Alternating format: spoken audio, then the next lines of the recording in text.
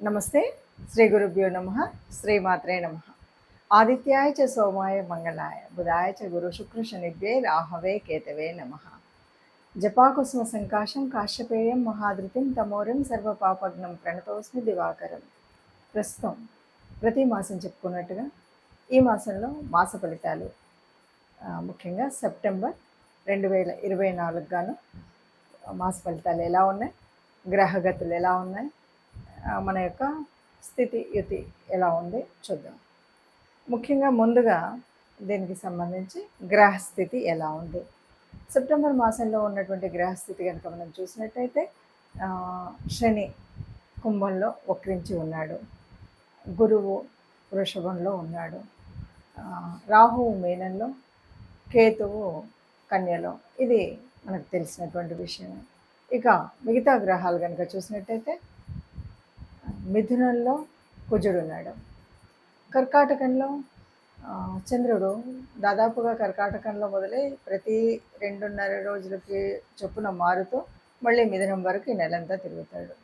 ఇక అదేవిధంగా కర్కాటకంలో బుధుడు, ఈ బుధుడు 5 వరకు కర్కాటకంలో ఉండి ఆ తదుపరి మరి సింహంలోకి వెళ్ళి అక్కడి నుండి 23వ తారీఖు మళ్ళీ కన్యలోకి మారడం అనేది బుధుడి యొక్క స్థితి కనిపిస్తుంది. ఇక రవిని కనుక చూసినట్టయితే రవి తన స్వస్థానమైనటువంటి సింహంలో 17 వరకు ఉంటాడు, ఆ తదుపరి కన్యలోకి వెళతాడు. ఇక కన్యారాశిలో అప్పటికే ఉన్నటువంటి కేతువుతో పాటు శుక్రుడు ఉంటాడు. అయితే శుక్రుడు గురించి ఇక్కడ శుక్రుడికి ఇది నీచ స్థానం. నీచంలో శుక్రుడు ఉండడమే కాకుండా ఇంకా శుక్రుడు 19కి తన స్వస్థానంలోకి తులలోకి వెళ్ళడం. ఇది మనకు కనిపించేటువంటి గ్రహస్థితి సెప్టెంబర్ మాసం గాను. ఇప్పుడు మనం చూస్తున్నటువంటి గ్రహస్థితిని కనుక చూస్తే కొన్ని ప్రత్యేకమైనటువంటి స్థితులు మనకు కనిపిస్తున్నాయి. ఏమిటి అంటే, ఒకటి, రవి తన స్వస్థానంలో ఉండడం. మనం ఏదైనా సరే కొన్ని గ్రహాలు కొన్నిసార్లు తమ స్వస్థానంలో ఉండి ఇచ్చేప్పుడు కొన్ని ఫలితాలు చాలా శుభ అశుభ డిపెండ్స్ అపాన్ మన యొక్క జాతకాన్ని బట్టి ఉంటాయి. అయితే రవి తన స్వస్థానంలో ఎక్కడి వరకు, ఈ నెల 10 అంటే సెప్టెంబర్ 17 వరకు ఉంటున్నాడు కదా. ఈ కాలంలో ఎవరికైనా సరే ముఖ్యంగా అంటే బాగా అనారోగ్యంగా ఉన్నారు, లేకపోతే చాలా ఊబకాయంలో ఉన్నారు, ఇలాంటి వాళ్ళు ఎవరైనా ఉంటారు కదా, వాళ్ళు తమ శరీరం కోసం, తమ ఆరోగ్యం కోసం ఏదైనా ప్రత్యేకించి వాళ్ళు చేసేటువంటి నియమాలు కానీ, వారు పాటించేటువంటి ఆహార నియమాలు ఇవన్నీ ఏవైతే ఉన్నాయో ఇవి 100% సక్సెస్ అవ్వడానికి ఒక పునాదిగా ఉంటాయి. అంటే రవి తన స్వస్థానంలో ఉన్నప్పుడు మనం మన ఆరోగ్య విషయంలో ఎప్పుడో దీర్ఘకాలిక రోగాలు ఏవైనా ఉన్నప్పుడు వాటిని తగ్గించుకోవడం కోసం చేసేటువంటి ప్రయత్నాలు ఏవైతే ఉన్నాయో అవి పూర్తిగా సఫలీకృతం అయ్యేటువంటి పరిస్థితి ఉంది. అంటే ఈ 17వ తారీఖు వరకు ఏ రాశి వారైనా, 12 రాశుల్లో ఎవరైనా సరే ఆరోగ్య పరిస్థితి మెరుగుపరుచుకోవడం కోసం చేసుకోవాల్సినటువంటిది ఏదైనా, అంటే మనం ఒక జిమ్ సెంటర్లో జాయిన్ అవుతామా, వాకింగ్ చేస్తామా, లేకపోతే ఆరోగ్య నియమాలు పాటిస్తామా, నేచర్ క్యూర్లో జాయిన్ అవుతాం, మన ఇష్టం. కానీ ఈ అనారోగ్యం నుండి ఆరోగ్యంలోకి రావడానికి ఒక పునాది అయితే ఉండేటువంటి పరిస్థితి, చక్కటి అవకాశం అనమాట. అందుకని దీన్ని అందరూ వినియోగించుకోవడానికి మంచి సానుకూల పరిస్థితి. ఇక రెండవది, మరి శుక్రుడు సహజంగా ఉన్నటువంటి 6వ స్థానంలో ఉన్నాడు. సహజ భవచక్రంలో కనుక చూస్తే, సహజ భవచక్రంలో 6వ స్థానము అంటే ఇది చాలా వరకు అప్పుల స్థానం కదా, రుణస్థానం, రుణ రోగ శత్రు స్థానం కదా. అక్కడ శుక్రుడు ఉన్నాడు. ఎట్లా ఉన్నాడు? నీచపడి ఉన్నాడు. నీచపడి ఉండడం వల్ల కొంచెం అందరూ, ఏ గ్రహం వాళ్ళు, ఏ రాశి వాళ్ళైనా, ఏ స్థలంలో ఉన్నా అందరూ చేయవలసింది ఏంటంటే, ఎవరికైనా సరే అప్పులు ఇచ్చేటప్పుడు, తీసుకునేటప్పుడు, ఇలాంటప్పుడు కొంచెం జాగ్రత్తగా లేకపోతే కనుక ఫైనాన్షియల్గా ఇబ్బందులు పడేటువంటి అవకాశం ఉంటుంది. కాబట్టి ఇది ముందు జాగ్రత్తగా మనం తీసుకోవాల్సినటువంటి ఒక నియమం. తదుపరి వృషభ రాశి. వృషభ రాశి వారికి కనుక చూసినట్టయితే రాశిలో గురువు ఉన్నాడు. రాశిలో గురువు ఉన్నప్పుడు ఎప్పుడు కూడా తన భావాన్ని, తన యొక్క తత్వాన్ని తన చెప్తూ ఉంటాడు. కాబట్టి గురువు తను చేసేటువంటి మార్గదర్శనం వల్ల, అంటే చక్కగా ఏదైనా సరే కొంచెం ఆధ్యాత్మికంగా, కొంచెం మార్గదర్శనంగా, కొంచెం పెద్దరికంగా ఉండేటువంటి స్థితి అంతా కూడా మనకు సెప్టెంబర్ మాసం అంతా కూడా వృషభ రాశి వారికి కనిపిస్తుంది. చక్కగా గురువు అక్కడ ఉన్నంత వరకు కూడా వీళ్ళు సహజ సిద్ధంగానే చక్కగా ఏదైనా సరే ఒక మంచి సలహా ఒకరికి ఇవ్వగలిగిన వాళ్ళలాగా, ఒకరికొకరు చేయగలిగిన వాళ్ళలాగా ఉంటారు. కాకపోతే ద్వితీయంలో కుజుడున్నాడు. ద్వితీయం అంటే వాక్స్థానం. వాక్స్థానము ధనస్థానం అయినటువంటి దీంట్లో కుజుడు ఉంటే కొన్నిసార్లు అది మంచి జరగవచ్చు, కొన్నిసార్లు చెడు జరగవచ్చు. అదేంటి ఒకటే విషయంలో మంచి జరగవచ్చు, చెడు జరగవచ్చు అంటే మన నాలుక తిరిగేదాన్ని బట్టి ఉంటుంది. మనం మాట్లాడేటప్పుడు మంచిగా మాట్లాడితే అది వేదవాక్కులాగా అందరికీ మంచిగా ఉండొచ్చు. ఎందుకంటే తనుభావంలో ఉన్నటువంటి గురువు మూలంగా మనం మాట్లాడేది ఒక పెద్దలు చెప్పేటువంటి మార్గదర్శనం లాగా ఉన్నప్పుడు అది 10 మంది స్వీకరించే విధంగా ఉంటుంది. అలా కాదు చిన్నపిల్లల్లాగా అన్నింటికీ ఎదురు తిరిగి మాట్లాడేటువంటి అంటే కోపిష్టిగాను, దుడుగ్గాను, కోపం తొందరగా రావడం వల్ల వీటి వల్ల మాట్లాడేటప్పుడు దీనివల్ల కొంత మనం అనుకున్నటువంటి పనికి విరోధంగా కనిపించేటువంటి పరిస్థితి ఉంటుంది. ఏదో మనం మంచి చేయాలని అనుకున్నా కూడా మనం మాట్లాడిన తీరు వల్ల చెడు కలిగేటువంటి పరిస్థితి ఉంటుంది. ఇక 3లో తృతీయంలో మరి బుధుడు ఉన్నాడు, చంద్రుడు కూడా ఉన్నాడు. ఇక్కడ కమ్యూనికేషన్, బుధుడు అంటే కమ్యూనికేషన్కి మంచివాడే, ఎప్పుడైనా సరే మంచి వ్యాపార దృష్టితో మాట్లాడగలిగినటువంటి వాడిగానే ఉంటాడు. కాకపోతే 5వ తారీఖు వరకు మాత్రమే ఉంది. తదుపరి అక్కడి నుండి మారుతూ ఉంటాడు కాబట్టి మరి కొంచెం మార్పు ఉంది. తదుపరి రవి. ఇది మనం చెప్పుకున్నట్టుగా రవి అనగానే ఈసారి ఆరోగ్య పరిస్థితికి అనుకూలంగా ఉండేటువంటి ఏ ఫలితాలు చేసినా, ఏ ప్రయత్నాలు చేసినా చక్కగా సఫలీకృతం అవ్వడానికి చక్కటి అవకాశం కింద మనం చెప్పుకోవచ్చు. ఇంకా కేతువుతో కలిసి శుక్రుడు ఉన్నాడు. ఇది కొంచెం మనకి ఇబ్బంది ఎప్పుడూ కూడా, ఎందుకంటే శుక్రుడు నీచబడి ఉన్నాడు. ఇది పంచమంలో ఉన్నాడు. ఇది ఎవరికి నష్టం అవుతుంది అంటే సంతానం రీత్యా, సంతానానికి ఆరోగ్యం వల్ల ఆరోగ్యానికి అవ్వచ్చు, సంతానపు ఏమంటారు మనం నేర్చుకునేటువంటి చిన్న తరగతుల్లో నేర్చుకునేటువంటి చదువులు చదువుకునే పిల్లలు అవ్వచ్చు, లేదు ఒక మంత్ర విద్య అవ్వచ్చు, ఇవేవన్నా కావచ్చు. ఏదైనా సరే దాన్ని అనుకున్నట్టుగా దీక్షగా మనం పూర్తి చేసేటువంటి పరిస్థితి అయితే కనిపించకపోవచ్చు.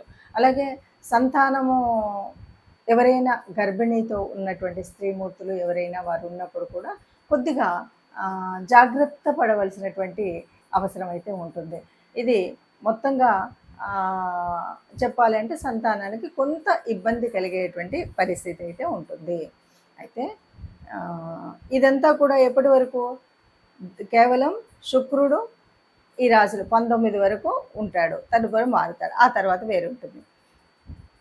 ఇదే మనం ఇక శని రాహులు ఇద్దరు కూడా మీకు 10-11 స్థానాల్లో ఉన్నారు కాబట్టి, శని వక్రించి ఉన్నాడు కాబట్టి ఉద్యోగరీత్యా రావాల్సినటువంటి మార్పులు, అలాగే కొంత వ్యాపకత్వానికి చెందినటువంటి అంటే ఆల్ ఆఫ్ సడన్ డ్రీమ్స్ వల్ల ఏదో అనుకోలేదు అనుకునేటువంటివి ఉంటాయి కదా, అలాంటివన్నీ కూడా కలిసి వచ్చేటువంటి పరిస్థితి అయితే ఉంటుంది. ఇక రెండవ పక్షంలో కనుక మనం చూసినట్టయితే, రెండవ పక్షంలో చూస్తే దాదాపుగా మనం మొదటి పక్షంలో ఏవైతే చెప్పుకున్నామో అలాగే చక్కగా మంచి తెలివితేటలు, ఆరోగ్యము, ఆలోచన విధానం అంతా బాగుంటుంది. కుజుడు 2లో ఉండడం వల్ల ఉండేటువంటి ఇబ్బంది కొద్దిగా ఉన్నప్పటికీ కూడా బుధుడు 3లో ఉన్నటువంటి ఆలోచన సరళితో చక్కగా ఉండడం, ఆరోగ్యం ఇంప్రూవ్ అవ్వడానికి చక్కగా అవకాశం అన్నీ బాగుంటాయి. ఇక్కడ శుక్రుడు తులలోకి 19లోకి వెళ్తాడు కాబట్టి ఒక్క 3 రోజులు కొద్దిగా ఇబ్బందిగా ఉన్న తదుపరి తన స్వస్థానంలోకి వెళ్ళినటువంటి శుక్రుడు వల్ల ఇక్కడ చాలా మంచి జరుగుతుంది. అంటే ఇంతకుముందు ఏదైతే చెడు అనుకున్నాం, సంతానానికి నష్టం జరుగుతుంది, కష్టం జరుగుతుంది, ఇంకేదో ఇబ్బందులు అన్నాం, దీన్ని బట్టి ఏంటంటే మొదటి పక్షంలో జాగ్రత్తలు తీసుకుంటే ఇంకా రెండవ పక్షంలో ఎలాంటి ఇబ్బందులు లేకుండా హాయిగా సంతానం విషయంలో కానీ మిగతా విషయాల్లోని కూడా హాయిగా ఉండొచ్చు అని చెప్పచ్చు. ఏది ఏమైనా ఈ రాశి వారికి ఓవరాల్గా చూస్తే అంతా బాగుంది. చిన్న చిన్నవి అటు ఇటు ఉన్నప్పుడు మనం చెప్పబోయేటువంటి రెమెడీస్ తీసుకుంటే సరిపోతుంది. మనం జాతకము లేకపోతే ఇప్పుడు గోచారం చూసుకున్నప్పుడు గోచారంలో కొన్ని అనిపిస్తూ ఉంటుంది. ఎలాగంటే కొన్ని కలిసినట్టు ఉన్నాయి, కొన్ని కలవలేదు అని. ఇక్కడ 2 విధాలు. గోచారం చూసుకునేటప్పుడు మనం రాశి నుండి చూసుకోవడం, లగ్నం నుండి చూసుకోవడం. మీరు ఒక్కసారి లగ్నం నుండి అలాగే రాశి నుండి 2 చెక్ చేసుకోండి, మీకు అప్పుడు కొద్దిగా దగ్గరగా ఉన్నట్టుగా ఉంటుంది ఒకటి.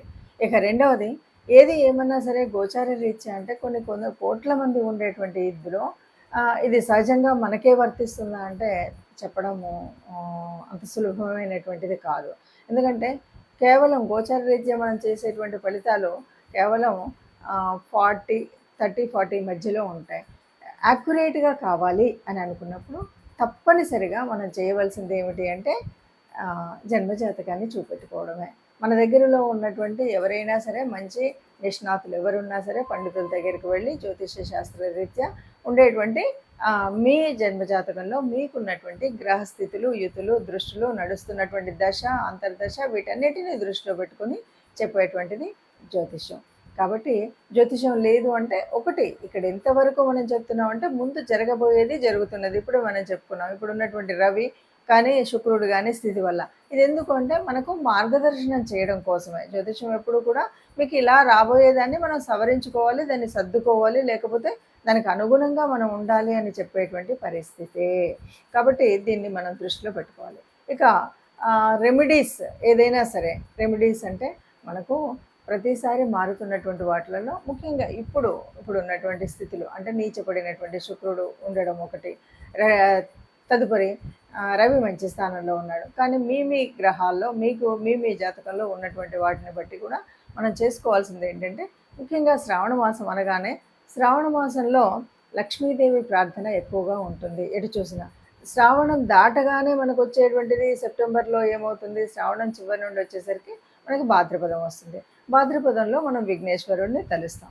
కాబట్టి ఇక్కడ మనం ఒక పని చేయాల్సింది ఏంటంటే విఘ్నేశ్వరు ఏ పని చేద్దాం అనుకున్నా విఘ్నేశ్వరుణ్ణి తలవకుండా మీరు ఏ పని చేయొద్దు. మొదటిది విఘ్నేశ్వర ప్రార్థనతో మొదలు పెట్టడం అంటే విఘ్నేశ్వరుని తలుచుకొని మనసులోనైనా మనకు వస్తే శ్లోకం చదువుకుంటాను, లేకపోతే చేతులెత్తి 2 చేతులతో దండం పెట్టి స్వామి నువ్వే ఉన్నావయ్యా అని దండం పెట్టడమే. అలా దండం పెడుతూ మనం ముందుకు వెళ్ళడమే ఇది.